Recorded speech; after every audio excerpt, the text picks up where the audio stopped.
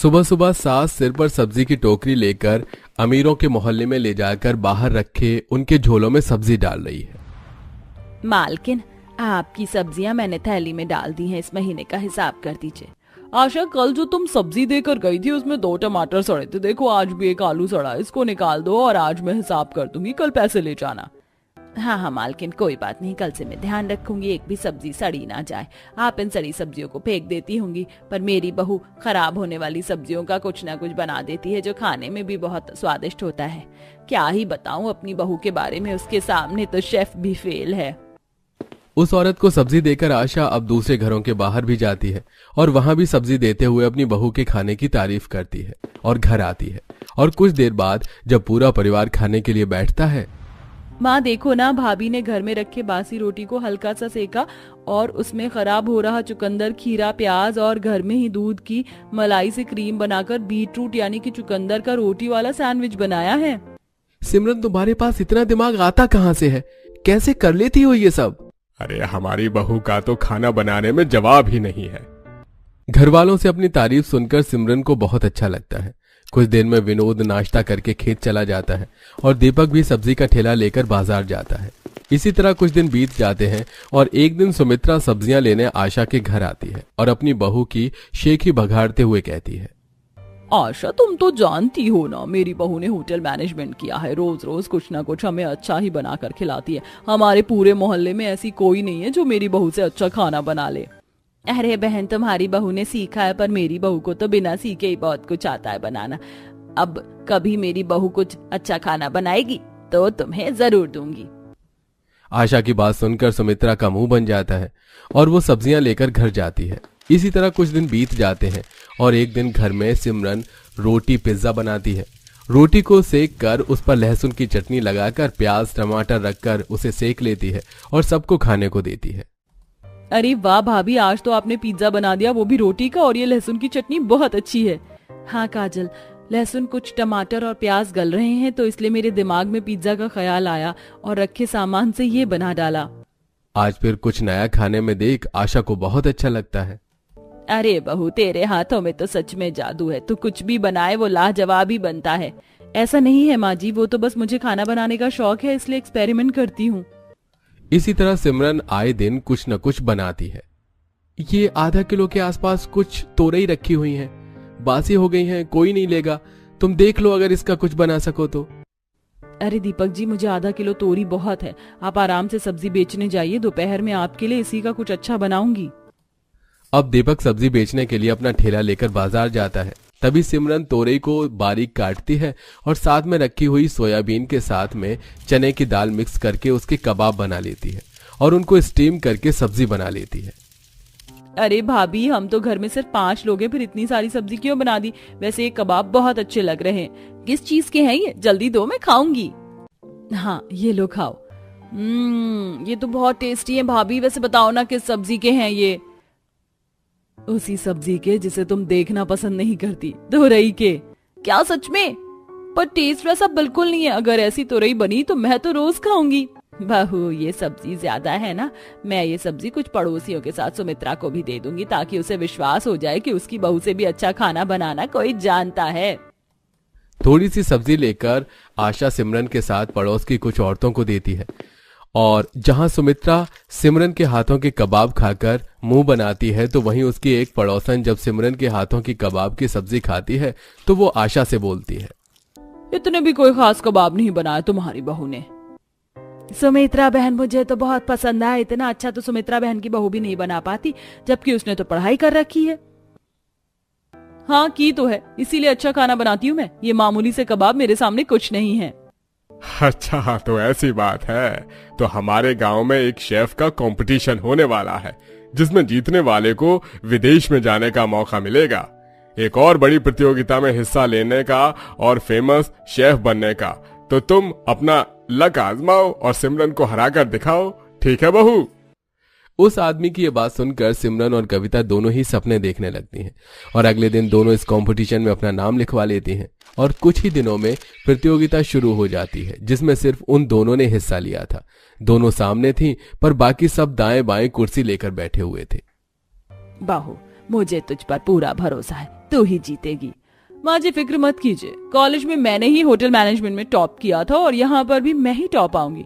वो गंवार मेरे सामने ज्यादा देर टिक नहीं पाएगी। हमारे सभी कंटेस्टेंट आ चुके हैं और प्रतियोगिता शुरू होती है। पहले राउंड में आप लोगों को आधा किलो मैदा दिया जाएगा और सारा सामान भी।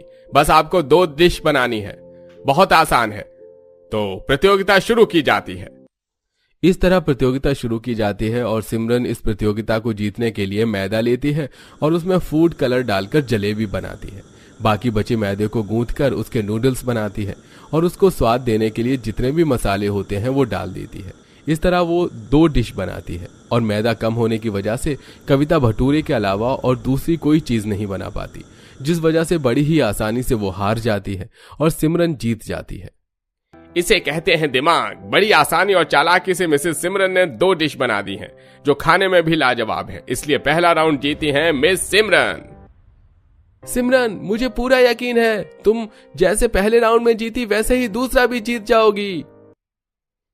अब शुरू होता है राउंड 2। इसमें आप लोगों के सामने आपकी फेवरेट सब्जियां रखी होंगी और 10 मिनट के अंदर आप लोगों को उसमें रिंग डालकर अपनी पसंदीदा सब्जी लेनी होगी और उसके बाद आधे घंटे में अपना फेवरेट खाना तैयार करना होगा।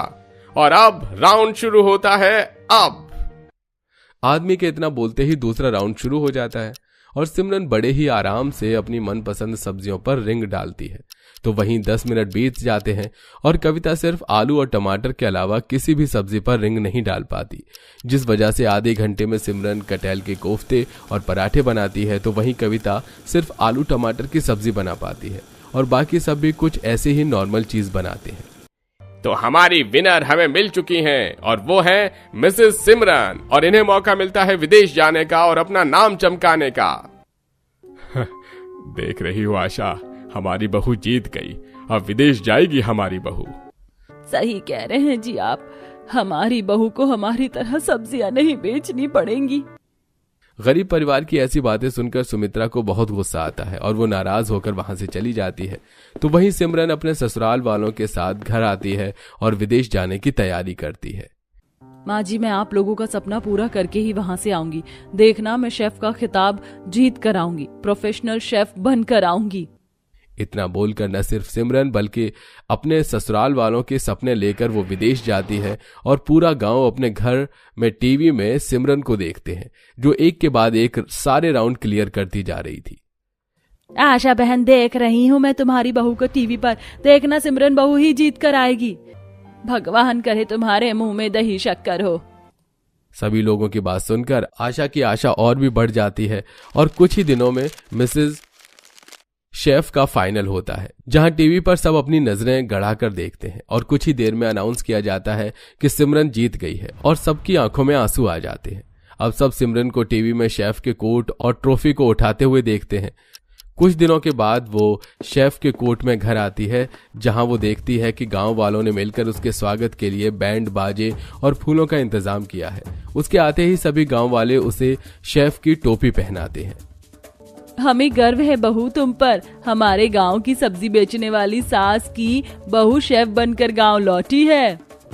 गांव वालों का प्यार देख सिमरन की आंखों में आंसू आ जाते हैं, जिसके बाद वो जीती हुई रकम से अपने गांव में ही रेस्टोरेंट चालू करती है और बड़े ही कम दामों पर गांव वालों को उनकी फरमाइश की डिश बनाकर देती है। अब वो कंपटीशन जीतने के बाद फेमस हो चुकी थी, तो एक न्यूज चैनल ने उन्हें अपने स्टूडियो बुलाकर सास बहू का इंटरव्यू लिया। माता जी, आप सब्जी बेचती हैं और आपकी बहू आज इतनी बड़ी शेफ बन गई है, क्या कहना है आपका? मैं इतनी खुश हूँ कि मैं बता नहीं सकती। मेरी बहू ने वो कर दिखाया जिसकी किसी को उम्मीद नहीं थी। काबिलियत इसमें बहुत है, मैं ये जानती थी। वैसे हमने सुना है सिमरन जी, आपकी सास का बहुत बड़ा हाथ है आपको फेमस शेफ बनाने में। जी बिल्कुल, मेरी सासू माँ ने मुझ पर विश्वास दिखाया। इनके विश्वास और जिद की वजह से मैं ये मुकाम हासिल कर पाई हूँ। मेरी सासू माँ बेस्ट हैं। वैसे मानना पड़ेगा माँ जी, अगर आप जैसी सास हो तो बहुएं शादी के बाद भी अपनी पहचान बना सकती हैं।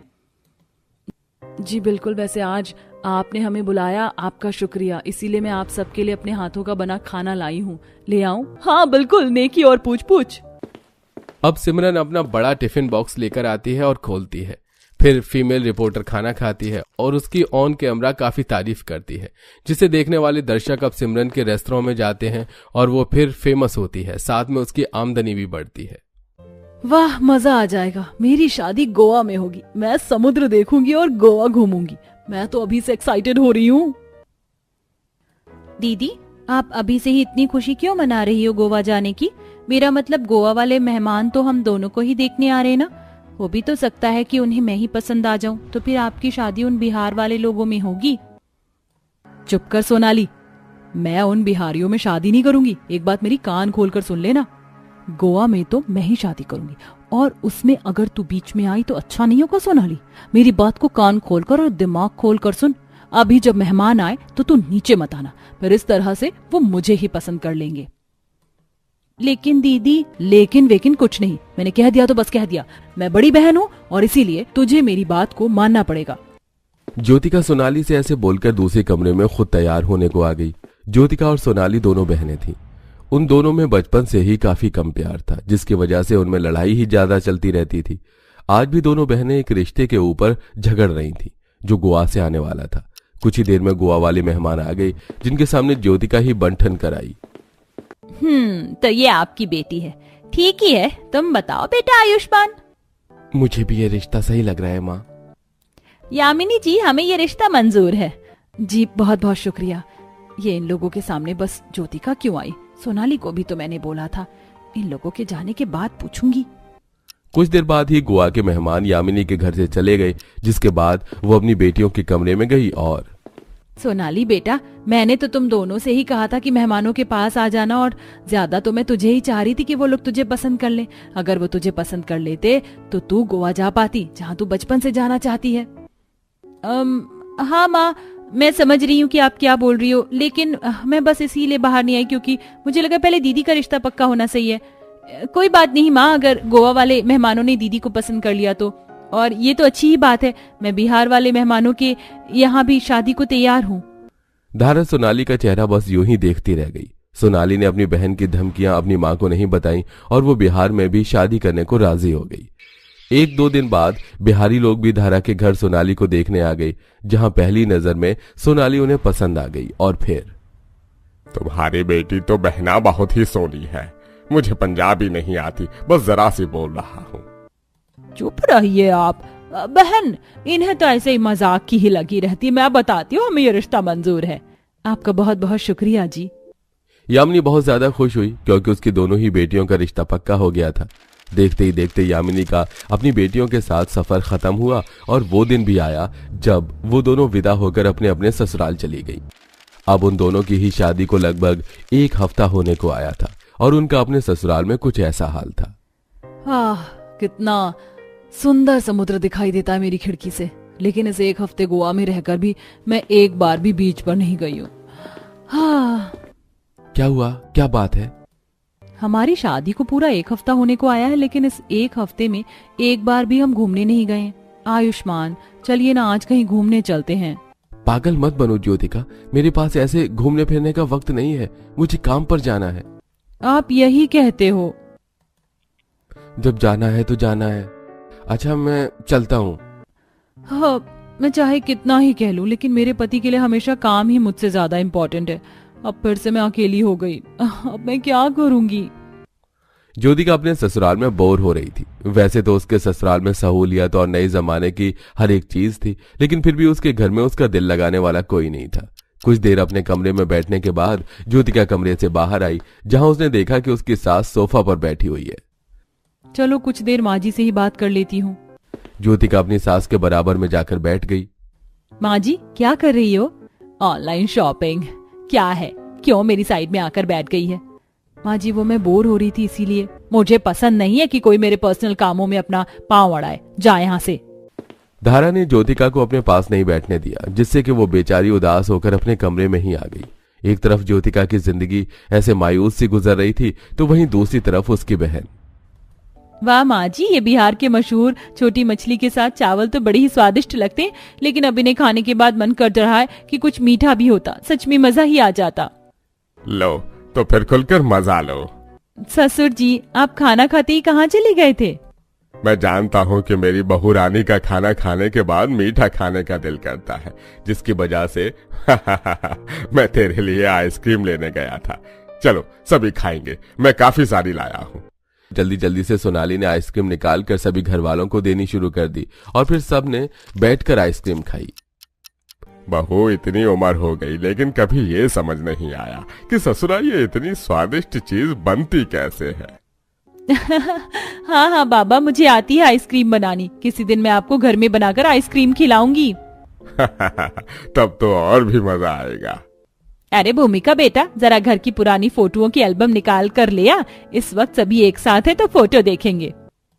मुझे देखने हैं। कहाँ है एल्बम माँ जी? मुझे बताइए, मैं निकाल लाती हूँ। देख, अलमारी के लॉकर में रखा है।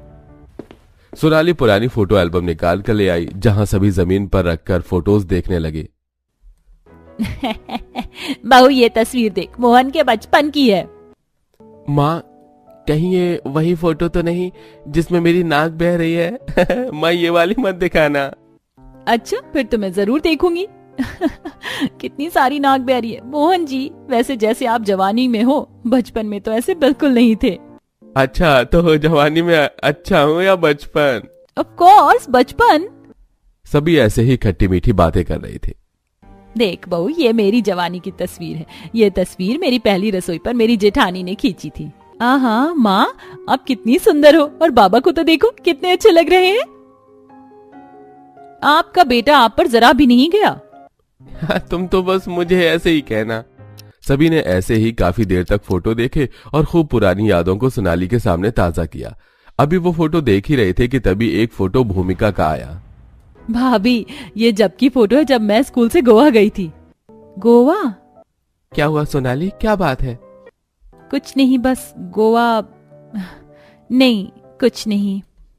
सोनाली का गोवा को सुनकर मन सा भर आया। कुछ देर फोटोज देखने के बाद उन्होंने एल्बम समेट दी और फिर सोनाली वापस से अपने परिवार में मगन हो गई।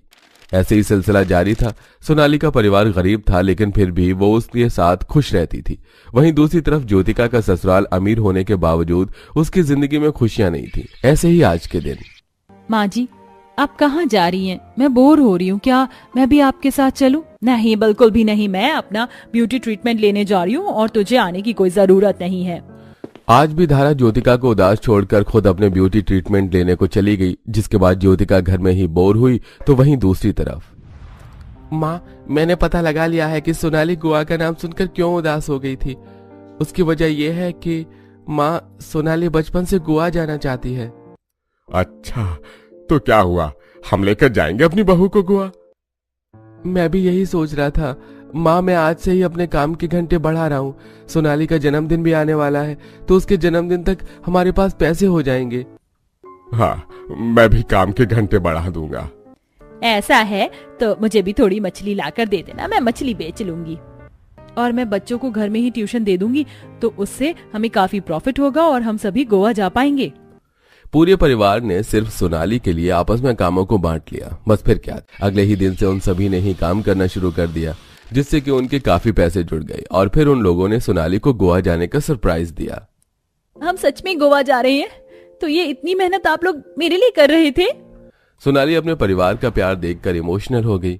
अगले ही दिन वो लोग गोवा के लिए निकल गए और वहां उन्होंने काफी मजे किए। आज वो सभी एक समुद्र के किनारे आए हुए थे कि तभी, हाँ, दुनिया भर से टूरिस्ट गोवा देखने आते हैं और देखकर चले जाते हैं, और यहाँ मैं हूँ जो गोवा में रहते हुए भी आज तक अपने घर के पास वाले समुद्र किनारे भी नहीं गई हूँ।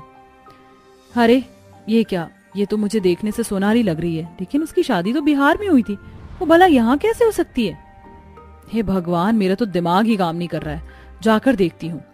ज्योतिका को खिड़की से सोनाली का परिवार नजर आया, जिसको देखकर ज्योतिका खुद को रोक नहीं पाई और वो बाहर आकर देखने लगी। मेरा शक सही था, ये सोनाली ही है। हाँ बाबा। अरे ज्योतिका दीदी, आप? हाँ मैं। तू बता, तू गोवा में कैसे? अब मैं क्या ही बताऊं दीदी, मेरे गरीब ससुराल वालों ने मुझे मेरे जन्मदिन का ये तोहफा दिया, मुझे गोवा ले आए। मैंने बहुत सारी जगह तो घूम भी ली है। सोनाली की बात सुनकर ज्योतिका यूं ही रह गई। अब उसे एहसास हो रहा था कि उसकी बुराई ने उसे कहां लाकर छोड़ दिया था। अब ज्योतिका बस पछतावा ही कर सकती थी।